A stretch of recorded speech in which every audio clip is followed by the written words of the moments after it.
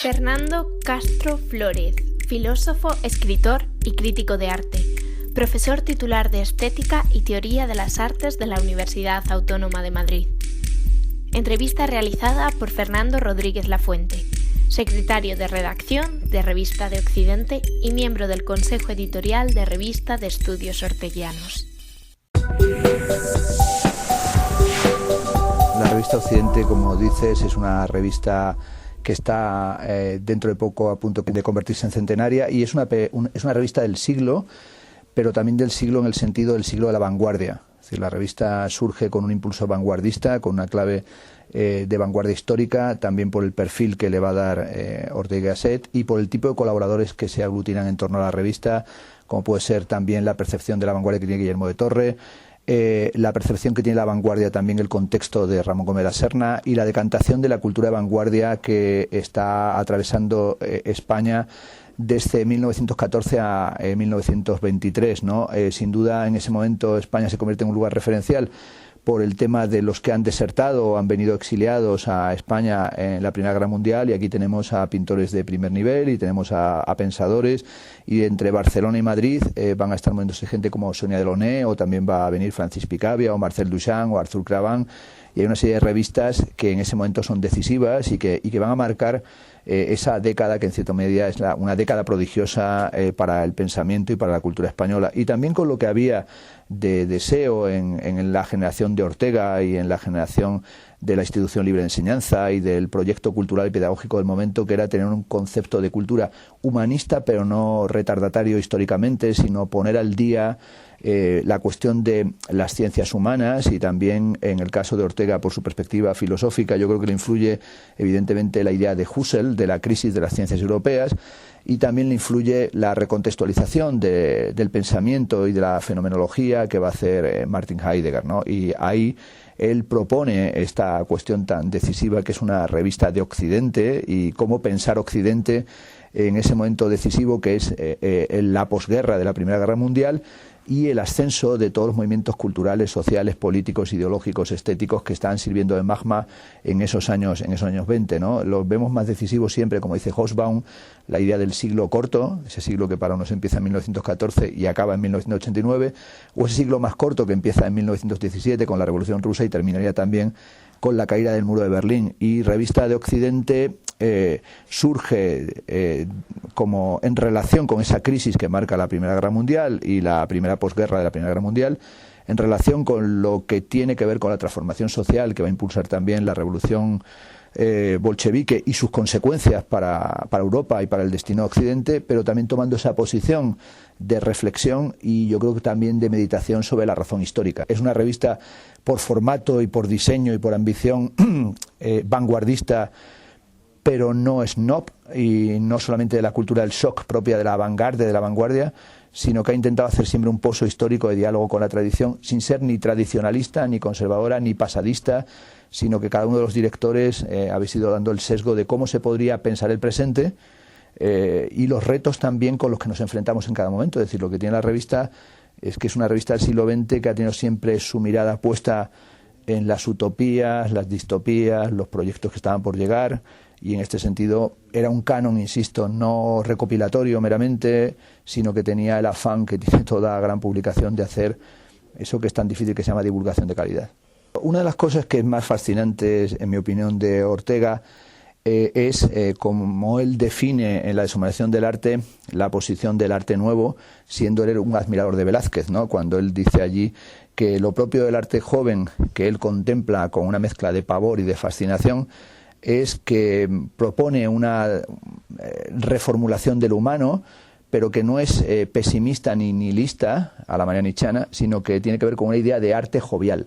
Esa idea de que él plantea de arte jovial, que a lo mejor tiene que ver con la idea de Gaia Ciencia, de Gai Saber, del propio Federico Nietzsche, le lleva a tener una actitud que la mantuvo a lo largo de toda su vida, que era una actitud de curiosidad con respecto al presente. Es decir, lo que le convierte en una figura sumamente interesante para el pensamiento contemporáneo, y creo que todavía tiene su vigencia, es cómo mezcla la reflexión filosófica de mayor calado con la cuestión de la circunstancia como circunstancia ocasional, coyuntural, y cómo está permanentemente atento y abierto a qué está surgiendo en esa dimensión jovial y en esa dimensión de los modelos de cultura que están cambiando, ¿no? Y yo creo que eso sucedía en su momento y también sucede ahora. Yo recuerdo que la primera idea que yo tuve cuando vine a Madrid de la revista Occidente era que, estudiando filosofía y también viendo lo que era el modelo de la Universidad Europea, que era un tema, o de la Universidad Española, que era un tema que le preocupaba a Ortega y a Julián Marías y a los orteguianos, pues pensé, cuando sea muy viejito, un día me invitarán a escribir en Revista Occidente, y entonces lo veía como un sueño lejano y como una idea de algún día me canonizo y me llevan a Revista Occidente y escribo. Y conocí a otro continuador de la tradición orteguiana de atender a los jóvenes, que era Aranguren, el filósofo y el profesor de ética, y me invitó muy jovencito a escribir para Revista Occidente, y entonces pensé que se cumplía demasiado pronto mi sueño de escribir en la Revista Occidente, y entonces me dio como una mezcla de euforia y de mal rollo, porque si se cumplen las cosas demasiado pronto eres póstumo a tu tiempo. Pero me di cuenta de que cumplía el destino de Ortega, que era atender a gente joven que aparece y que remueve el suelo y que nos impide convertirnos en prefósiles, ¿no? Hay una condición prefósil o casi taxidérmica en la que a veces un pensador, un escritor, un artista, un crítico, un periodista, quien quiera que sea, amanera su pensamiento y se vuelve un burócrata inconsciente, y lo único que hace es repetir rutinariamente el mismo tipo de colaboradores, el mismo tipo de planteamiento. Y yo creo que eso que lo hacía Ortega, que lo hizo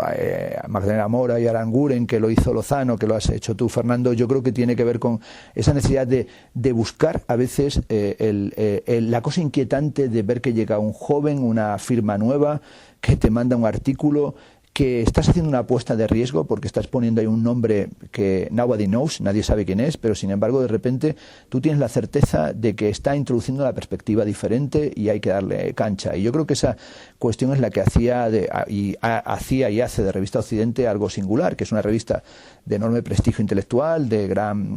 pegada en el medio académico y admirada aquí y también en el contexto latinoamericano,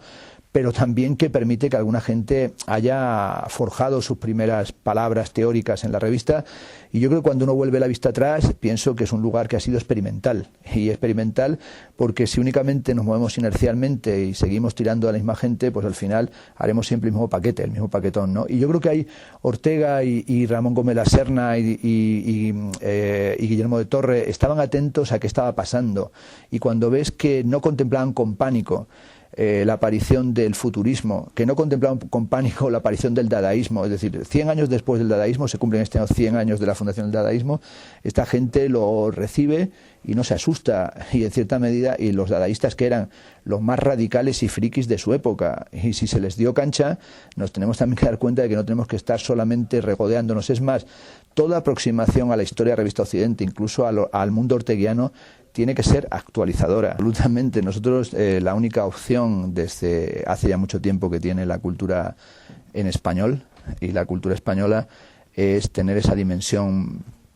panhispánica, y esa dimensión panhispánica y latinoamericana la tenemos que tener, y además no la tenemos que tener solamente de una forma estratégica, sino que la tenemos que hacer con convicción, porque durante mucho tiempo hemos tenido una cosa que era, esa especie de normalización donde nos queríamos normalizar como europeos, luego la normalización anglosajonizante,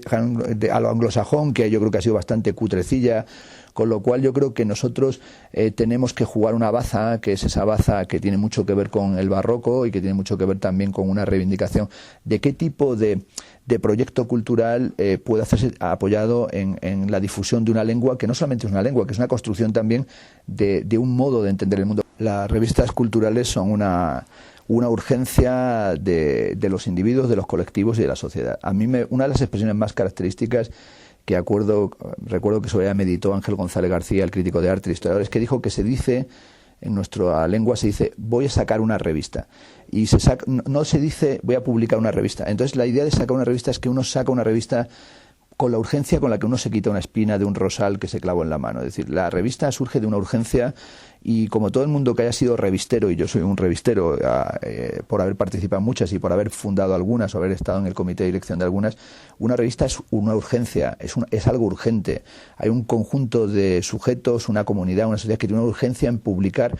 algo que se llama revista, y esas revistas constituyen uno de los cuerpos centrales de la sociedad. Yo creo que si uno hace la sintomatología de cómo está la cultura de un país, se puede hacer a través del nivel que tienen las revistas que publican. Y evidentemente en nuestro país, en España, ha habido una crisis de las revistas y un maltrato sistemático a las revistas